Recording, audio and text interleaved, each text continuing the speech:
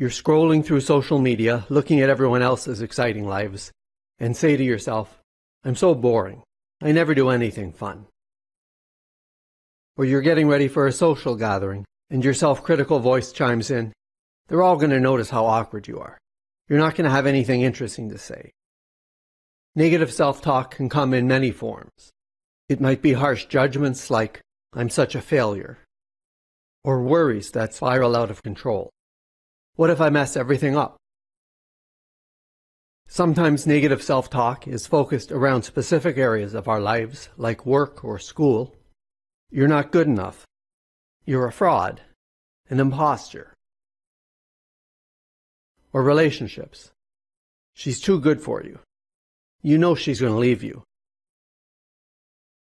Other times it can be like a playlist of general self-criticism on shuffle throughout the day, with the same self-critical tracks playing over and over. And anytime you hit skip, another familiar track starts. We all have an inner critic, but sometimes it can get really loud and nasty. Negative self-talk can impact our confidence, motivation, and self-esteem.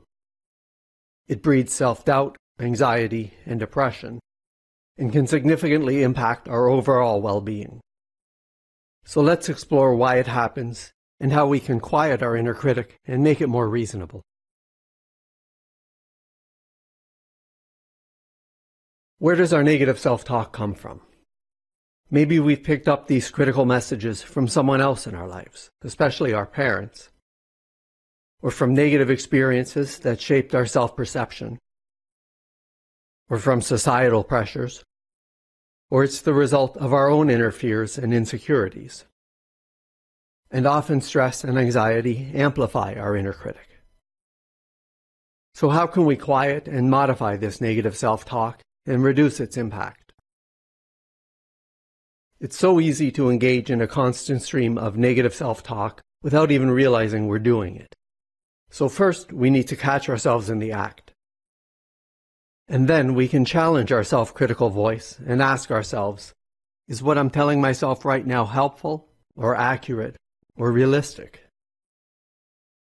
If it isn't, we might just decide to let it go without paying it any more attention.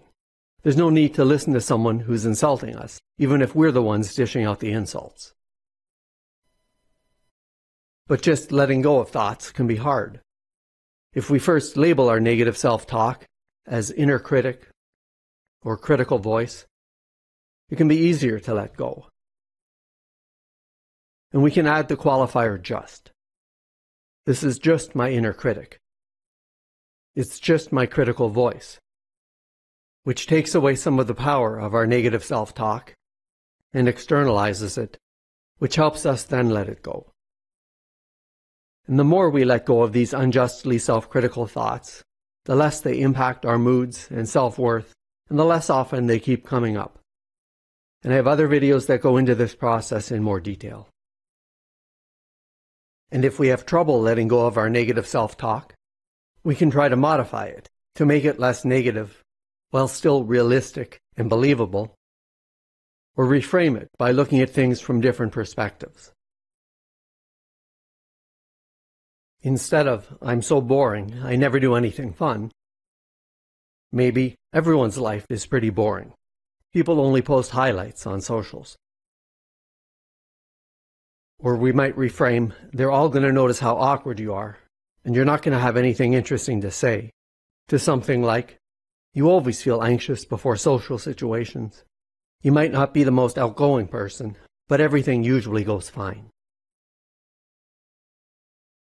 Instead of, "You're not good enough, you're a fraud, an imposter," we could tell ourselves, "Imposter syndrome is common, and many successful people experience self-doubt. You've worked hard to get to where you are, and have valuable skills and experience."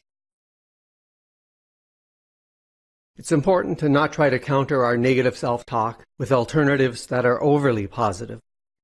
If we say to ourselves, "I'm such a failure, I can't do anything right," we could modify this to something like, "Everyone makes mistakes. I've also had many accomplishments, and making mistakes and learning from them helps me improve. And that would be a great perspective if we actually believe it. But maybe that's too positive and optimistic for us and doesn't match how we actually feel.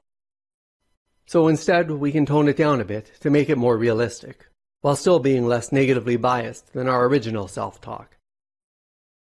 I've made mistakes and have regrets, but not everything about my life has been failure. Instead of something like, I'm such a loser, a less negative but not overly positive perspective might be, just because I feel like a loser doesn't mean that I'm a loser.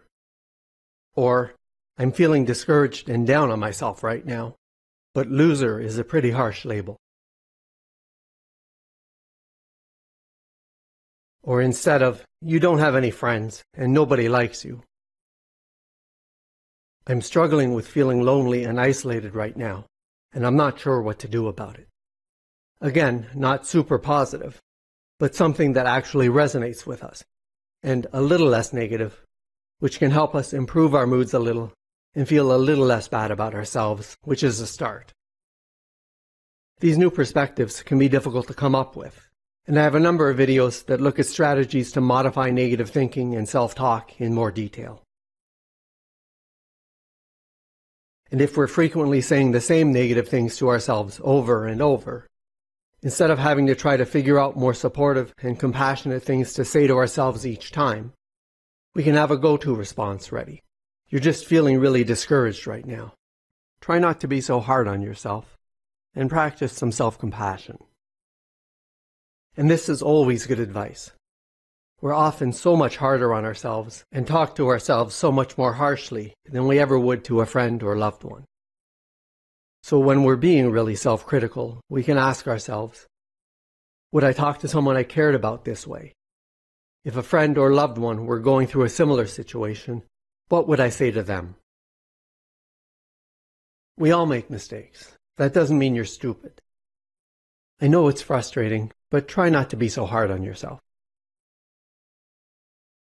And if a friend or loved one knew what I was thinking and feeling right now, what might they say to me? Mistakes are a part of life. They don't define who you are. You've overcome setbacks before, and you can do it again. And asking these questions of ourselves is a great way to counter negative self-talk and our harsh inner critic. And finally, so often in our lives we focus on the negative. But instead of focusing on what's wrong with ourselves and lacking in our lives, a simple gratitude practice can shift our perspectives and help us notice things that are going well. We just take a few moments each day to write down 3 good things about our day, no matter how small they may seem. A nice meal. Enjoying a cup of coffee with a friend. A pleasant interaction with a stranger. Appreciating the beauty of nature. Running into a friendly dog. Or feeling a sense of accomplishment after completing a task. When we intentionally focus on identifying things we're grateful for or that went well in our lives, our attention naturally shifts away from negative thoughts and experiences. And instead of dwelling on problems or shortcomings, we start focusing more on the positive things in our lives. And this helps counteract negative self-talk and enhances our overall well-being. And then we write down anything we did to help make these good things happen. I found this recipe, bought everything I needed, and cooked for myself instead of getting takeout. I was feeling lonely and I texted a friend and she met up with me. I was so discouraged I didn't want to do anything, but I made myself go out and went for a walk. And giving ourselves credit when good things happen in our lives boosts our self-esteem and makes us feel better about ourselves, which in turn reduces our negative self-talk. So please check out my other videos and help me out by liking and subscribing and dropping a comment. And if you'd like to support my channel and help me make more videos like this, I really appreciate it, and please check out the donation links in the description.